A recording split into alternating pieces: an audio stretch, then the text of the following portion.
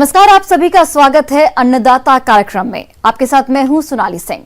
हमारे देश के किसान जन का पोषक है, वह श्रम का देवता है, अन्नदाता है। उसमें ही भारत की आत्मा निवास करती है। ऐसे ही किसानों की प्रगति के लिए हम खेती बाड़ी से जुड़ी हुई बहुत सी नई लाभकारी जानकारियां हर रोज सुबह लेकर आते हैं। तो चलिए कार्यक्रम शुरू करने से पहले देखते हैं क्या है आज के अन्नदाता में। शकरकंद की खेती करके किसान कमा सकते हैं अच्छा मुनाफा। हानिकारक कीटों के रोकथाम के लिए उपयोग करें ट्रैप।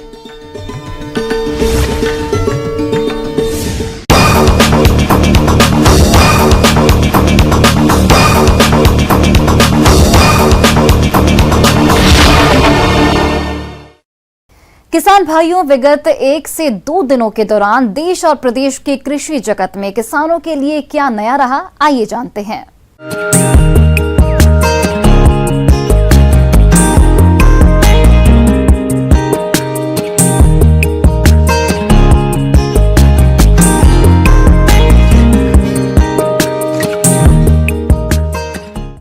दरभंगा कृषि विज्ञान केंद्र जाले के परिसर में मंगलवार को प्रधानमंत्री सूक्ष्म खाद्य उद्योग उन्नयन योजना जागरूकता सह प्रशिक्षण कार्यक्रम का आयोजन किया गया। कार्यक्रम में डॉक्टर राजेंद्र प्रसाद, केंद्रीय कृषि विश्वविद्यालय पूसा के कुलपति डॉक्टर कृष्ण कुमार और कृषि निदेशक डॉक्टर KM सिंह शामिल हुए, जिन्होंने कार्यक्रम में उपस्थित किसानों को लघु उद्योग से जुड़ी जानकारी दी। देखिए, चूंकि ये योजना खाद्य प्रसंस्करण से जुड़ी हुई है, इसलिए वो सभी किसान जो छोटे किसान हैं मगर जिनके पास कुछ अपना उद्यम लगाने की इच्छा है, वो खाद्य प्रसंस्करण से जुड़ सकते हैं, इस योजना से जुड़ सकते हैं और अपना जो उत्पादन है उसको प्रोसेस करके वो मार्केट में ला सकते हैं। वो अपने अकेले भी कर सकते हैं, समूह के रूप में कर सकते हैं, FPO बना के कर सकते हैं। मैं उदाहरण देना चाहूँगा कि दरभंगा जिला जैसे आप देख रहे हैं, यहाँ पर बहुत से स्थानीय उत्पाद हैं जिनको कि अच्छा बाजार नहीं मिल पा रहा है। मगर में 400-500 रुपये किलो भाव है, जबकि यही अगर प्रसंस्कृत हो जाता है, अगर इसका पैकेजिंग करके बेचा जाए तो इसका दाम जो है कई गुना बढ़ जाता है। तो इस योजना के माध्यम से वो किसान जो मखाना उत्पादन से जुड़े हुए हैं, वो अपने सीधे मखाना बेचने के बजाय मखाना से बने हुए उत्पाद अगर बेचें तो उनको ज़्यादा लाभ होगा, ज़्यादा आर्थिक उनको पैसा मिलेगा। है कि भारत सरकार की यह योजना जो असंगठित क्षेत्र में जो छोटे छोटे जो कुटीर उद्योग की तरह जो किसान भाई जो खाद्य प्रसंस्करण से जुड़े हुए हैं, उनको ऐसा योजना है कि भारत सरकार एक संगठित क्षेत्र की तरह मिला करके, जैसे फार्मर्स प्रोड्यूसर ऑर्गेनाइजेशन बना करके, किसान समूह बना करके, कोई एक उत्पाद को ले करके और उसकी गुणवत्ता पूर्वक प्रोसेसिंग करने के बाद उसको जो है ब्रांडिंग करने के बाद उसको मार्केट में बेच करके किसानों की आय को बढ़ाना ही भारत सरकार का एक मुख्य उद्देश्य है। मौके पर कृषि विज्ञान केंद्र जाले के अध्यक्ष डॉक्टर दिव्यांशु शेखर सहित कृषि विज्ञान केंद्र के सभी वैज्ञानिक अधिकारी, जनप्रतिनिधि और लगभग 200 किसानों की उपस्थिति थी। साथ ही इस अवसर पर कृषि विज्ञान केंद्र के परिसर में एक लघु प्रदर्शनी का भी आयोजन किया गया।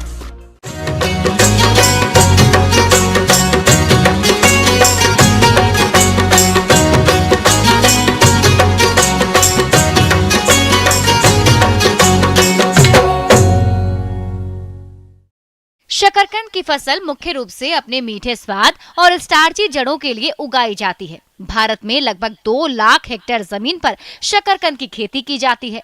अपने राज्य में भी इसकी खेती काफी बड़े क्षेत्र में की जाती है। फिलहाल अभी इसकी रोपाई के लिए सही समय चल रहा है। तो जो किसान इसकी खेती करने जा रहे हैं, वे कौन कौन सी बातों पर खास ध्यान दें, इस बारे में बता रही हैं कृषि विज्ञान केंद्र जिला दरभंगा की कृषि वैज्ञानिक डॉक्टर पूजा कुमारी।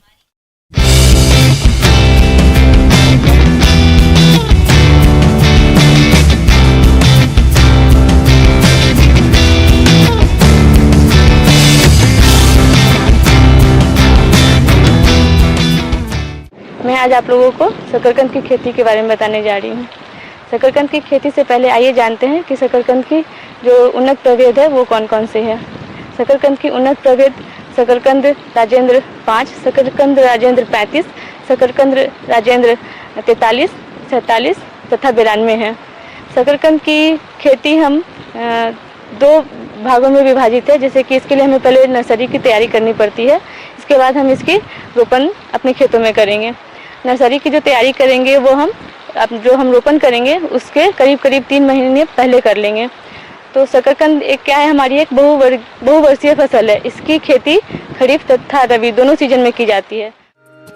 शकरकंद की खेती के लिए 21 से 27 डिग्री तापमान उपयुक्त माना जाता है। शीतोष्ण या समशीतोष्ण जलवायु वाले स्थानों पर सफलतापूर्वक उगाई जाती है और जहां से 75 से 150 सेंटीमीटर वार्षिक वर्षा होती है वहां इसको आसानी से उगाया जा सकता है।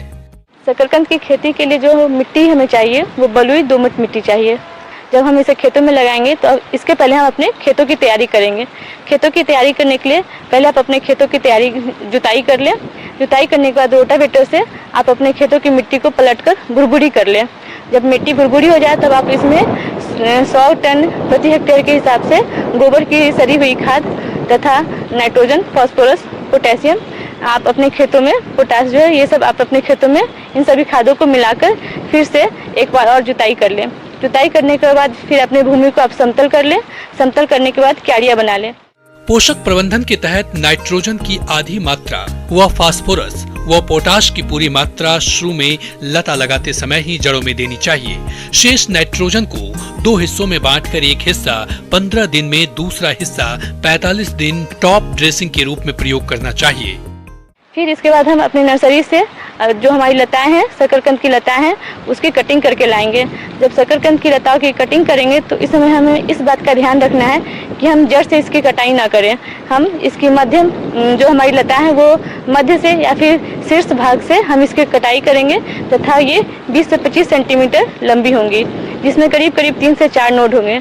इससे क्या होगा कि हमारी जो उपज होगी वो अच्छी होगी। इसके बाद हम शकरकंद की जो लताएं की कटिंग की हैं, इन लताओं को हम रासायनिक उपचार से उपचारित कर लेंगे। उपचारित करने के बाद इसे हम अपने खेतों में लगा लेंगे। खेतों में लगाने के बाद हम जो हमारा फेरोमोन ट्रैप है इसे हम 100 वर्ग मीटर के हिसाब से 100 वर्ग मीटर में एक फेरोमोन ट्रैप लगा देंगे। इससे क्या होगा कि जो भी कीट आदि जो है वो इसमें ट्रैप हो जाएंगे और हमारे फसल को नुकसान न पहुँचाएंगे। शकरकंद 3 तरह से लगाई जाती है, टीला विधि, मेड़ एवं नाली विधि और समतल विधि द्वारा। वैसे इन तीनों विधियों का अपना अलग अलग महत्व है। टीला विधि जहां जल जमाव की समस्या रहती है वहां अपनाई जाती है और दूसरी मेड़ या नाली विधि ढलाव वाले भूमि के लिए उपयुक्त रहती है। समतल विधि हर जगह के लिए उपयुक्त है, किंतु 1 माह बाद जड़ों पर मिट्टी चढ़ाकर मेड़ बनाना आवश्यक होता है। इसकी खेती करने के बाद मतलब कि इसकी जब हम रोपाई कर लेंगे तो अगर हम रबी सीजन में इसकी रोपाई कर रहे हैं तो हम इसमें सिंचाई 3 से 4 बार सिंचाई करेंगे। अगर हम खरीफ सीजन में रोपाई कर रहे हैं और बारिश इसके बाद इसकी रोपाई के बाद में अगर बारिश अच्छी हो रही है तो 1-2 सिंचाई से ही हमारा काम चल जाएगा। हमें ध्यान इस बात का रखना है कि हमारे शकरकंद के खेतों में जल का जमाव ना हो, जल को जमा नहीं होने देना है। शकरकंद की जो उपज है, अगर हम 1 हेक्टेयर में बात करें तो 1 हेक्टेयर में करीब करीब 200 से 250 से करीब करीब 300 क्विंटल प्रति हेक्टेयर के हिसाब से हम इसका उत्पादन कर सकते हैं। फसल तैयार होने के 105 से 110 दिनों के बाद अपने जो हमारा शकरकंद का किस्म है, प्रभेद है, उस पे तथा मौसम के अनुसार हम इसको अपने खेतों से निकाल लेंगे। शकरकंद हमारे सेहत के लिए भी बहुत ज़्यादा फायदेमंद है। इसमें पोटेशियम, कैल्शियम, मैग्नीशियम, सल्फर बहुत अधिक मात्रा में पाया जाता है। शकरकंद में आयरन भी अच्छी मात्रा में पाया जाता है तथा स्टार्च, सुक्रोज, फ्रुक्टोज भी पाया जाता है। तो किसान भाइयों, आप अपने खेतों में शकरकंद को लगाएं और इसका सेवन भी जरूर करें। किसान भाइयों, अब लेते हैं एक छोटा सा ब्रेक।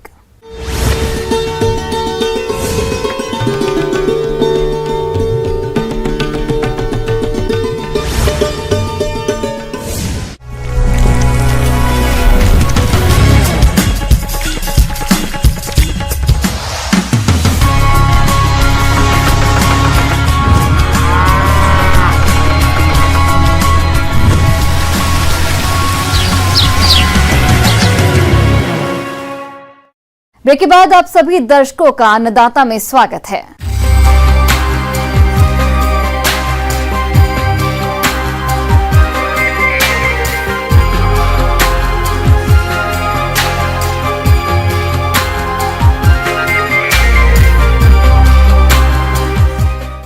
आमतौर पर फसलों में कई प्रकार के हानिकारक कीटों का प्रकोप होता है जो कि फसल को काफी नुकसान पहुंचाते हैं और इनके नियंत्रण के लिए अक्सर किसान रासायनिक कीटनाशी दवाओं का प्रयोग करते हैं, जिससे फसल की लागत तो बढ़ती ही है, साथ ही उत्पादन में भी इसका कुछ न कुछ असर रह जाता है। ऐसे में अगर किसान कीटों की रोकथाम के लिए विभिन्न ट्रैप का प्रयोग करें तो काफी आसानी से और सस्ते तरीके से कीटों की रोकथाम कर सकते हैं। तो चलिए इसके बारे में जानते हैं ICAR प्लांडू रांची के कीट वैज्ञानिक डॉक्टर जयपाल चौधरी से।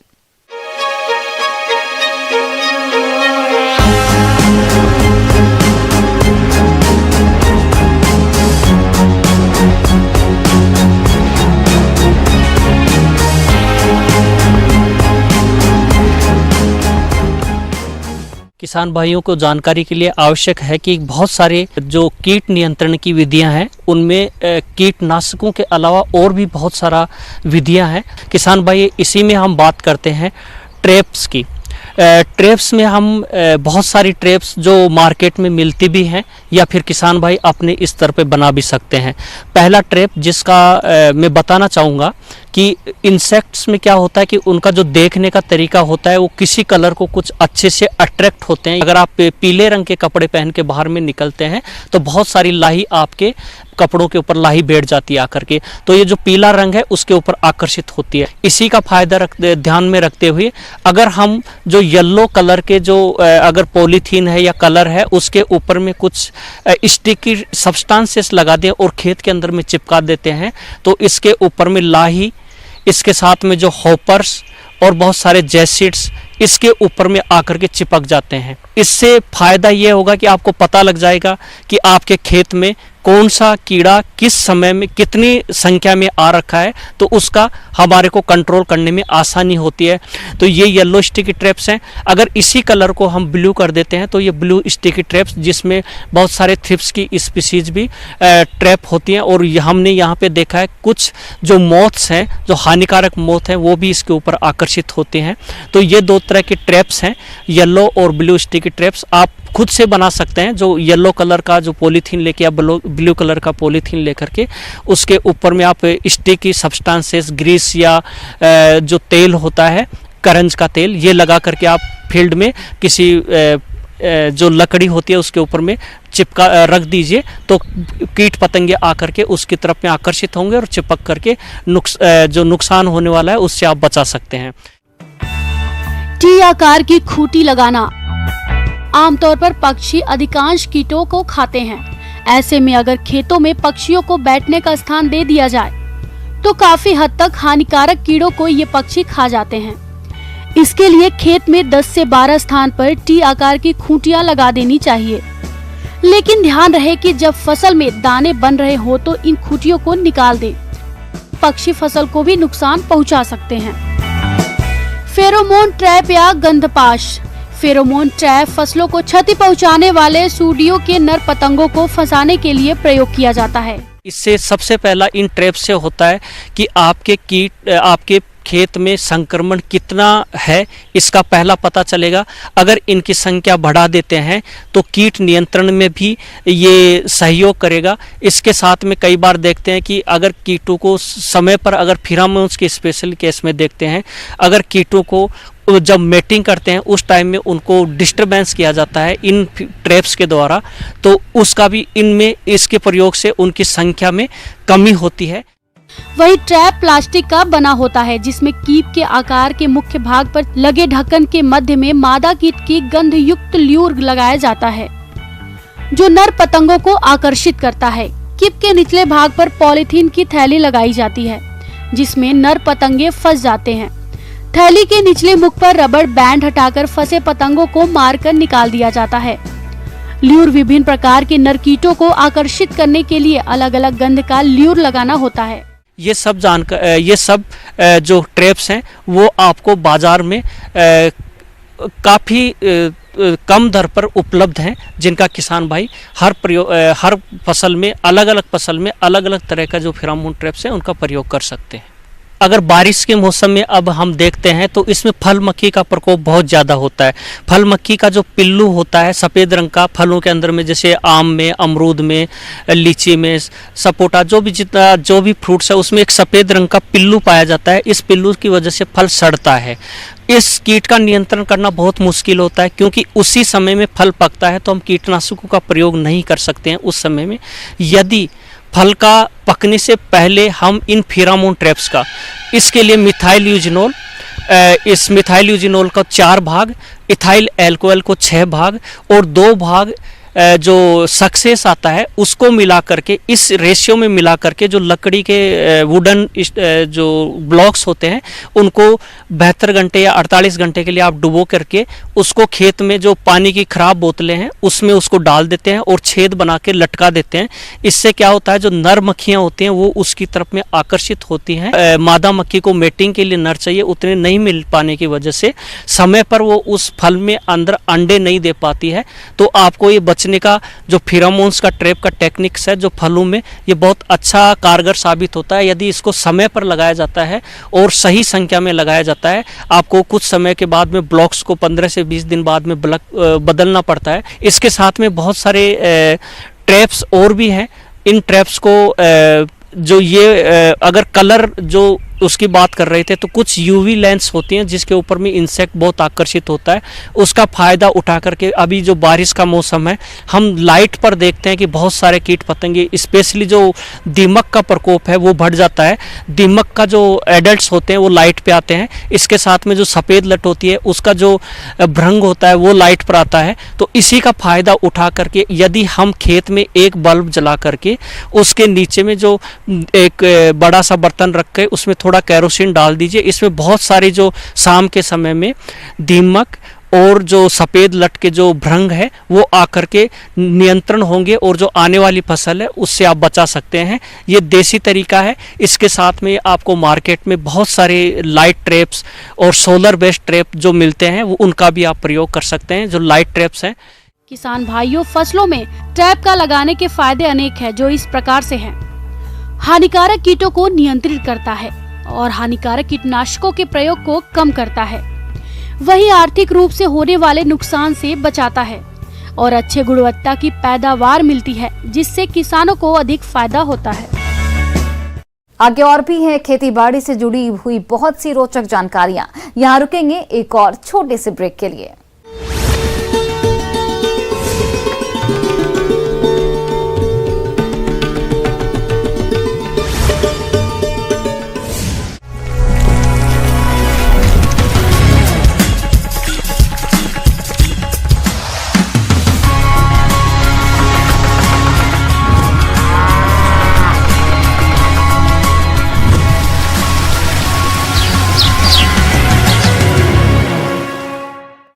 ब्रेक के बाद एक बार फिर से आप सभी दर्शकों का अन्नदाता कार्यक्रम में बहुत बहुत स्वागत है।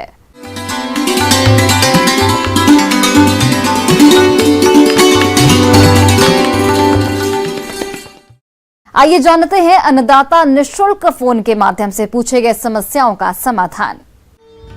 अन्नदाता निःशुल्क फोन संपर्क सेवा के माध्यम से पूछे गए प्रश्नों में से आज हमने जिस प्रश्न को कार्यक्रम में शामिल किया है उसे पूछा है ग्राम कांतनगर, जिला कटिहार के कृषक किशन कुमार ने। आप अनार की उन्नत रोपाई तकनीक के बारे में जानकारी चाहते हैं, तो किशन कुमार जी आपकी जानकारी के लिए प्रस्तुत है कार्यक्रम का ये अंश।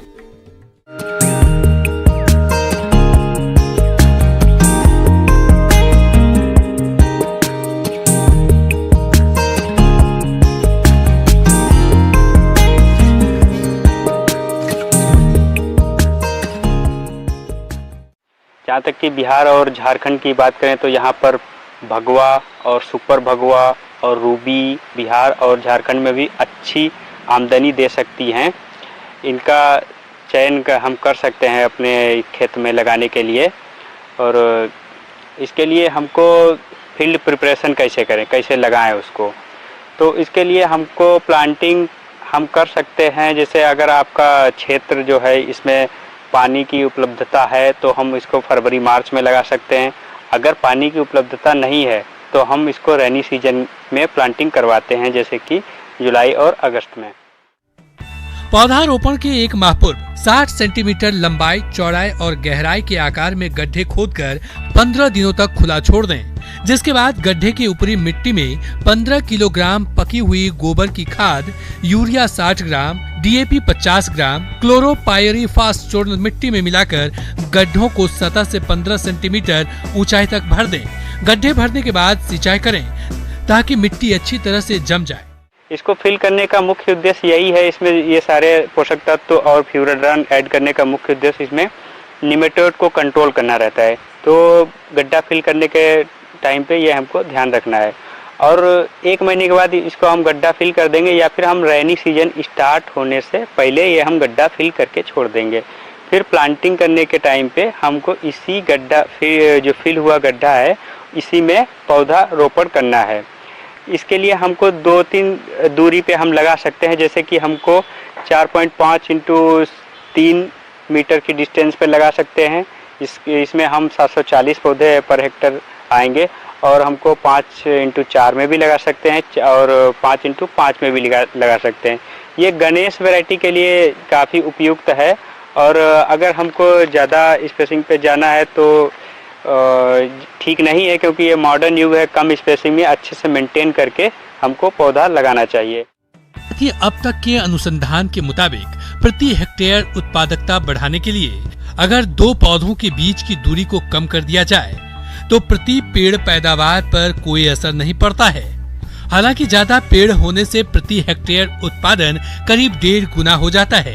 परंपरागत तरीके से अनार के पौधों की रोपाई करने पर 1 हेक्टेयर में लगभग 400 पौधे ही लग पाते हैं, जबकि नए अनुसंधान के अनुसार 3 × 3 मीटर की दूरी पर अनार के पौधों की रोपाई की जाए तो 1 हेक्टेयर में 1100 पौधे लगने से पैदावार 2 से 3 गुना तक बढ़ जाएगी। इसमें एक और चीज़ ध्यान में रखना है कि जैसे कि हमारा पौधा जब बढ़ रहा है तो उसमें हमको इसमें पोषक तत्वों की आवश्यकता पड़ती है, जैसे कि नाइट्रोजन, फास्फोरस और पोटास। इसमें नाइट्रोजन, फास्फोरस और पोटास 500-500 ग्राम में तीनों देना है, लेकिन नाइट्रोजन में ये ध्यान रखना है कि हमको नाइट्रोजन कब देना है। नाइट्रोजन का आधा डोज प्रूनिंग के जस्ट बाद देना है और बचा हुआ आधा 250 ग्राम फ्लावरिंग के टाइम पे देना है। और साथ में जो हमारा वो होता है कि फास्फोरस और पोटास प्रूनिंग के 3 महीने बाद हमको वो दे देना है। साथ में ये ध्यान रखना है कि जब भी हम फर्टिलाइजर अप्लाई करेंगे तो उसमें पानी देना आवश्यक है। ड्रिप सिंचाई अनार के लिए उपयोगी साबित हुई है। इसमें 43% पानी की बचत एवं 30 से 35% उपज में वृद्धि पाई गई है। ड्रिप द्वारा सिंचाई विभिन्न मौसम में उसकी आवश्यकता के अनुसार करनी चाहिए।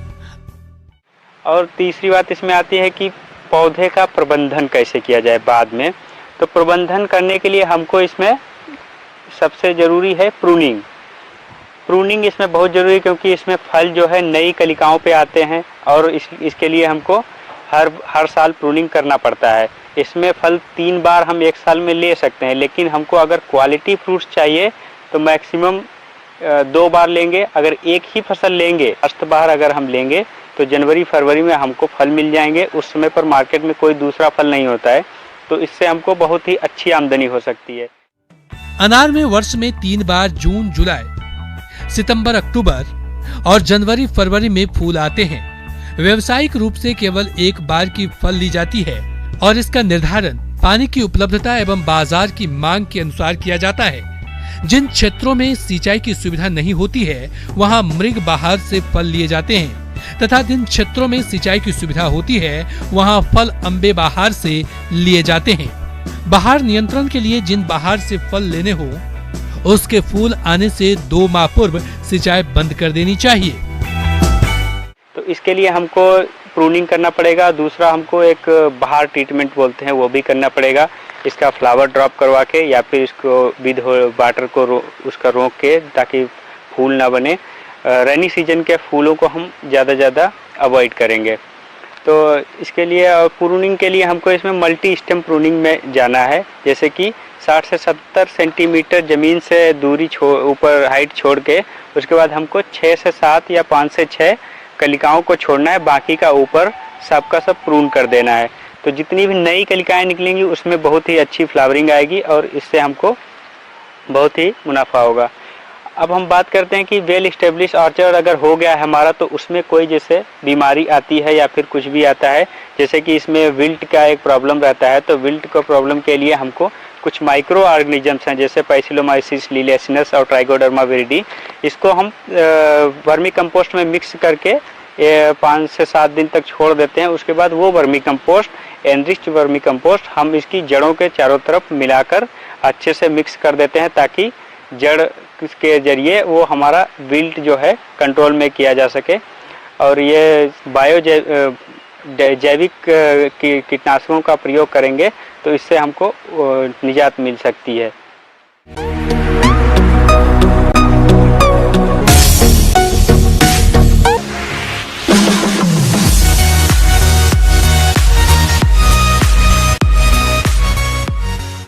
एक नजर डालते हैं राज्य के कुछ मंडियों के प्रमुख फसलों के बाजार भाव पर।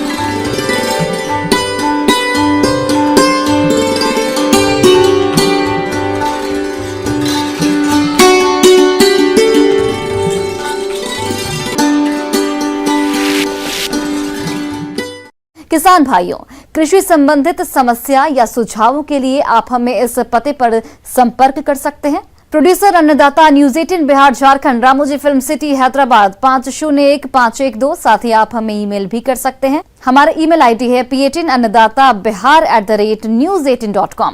इसके अतिरिक्त आप हमें निःशुल्क हेल्पलाइन नंबर 18008892 पर सोमवार से शनिवार सुबह 10 से शाम 4 बजे के बीच संपर्क कर सकते हैं। अब समय हो रहा है आपसे विदा लेने का। कल फिर से आपसे मुलाकात होगी कृषि से जुड़ी महत्वपूर्ण जानकारियों के साथ। नमस्कार।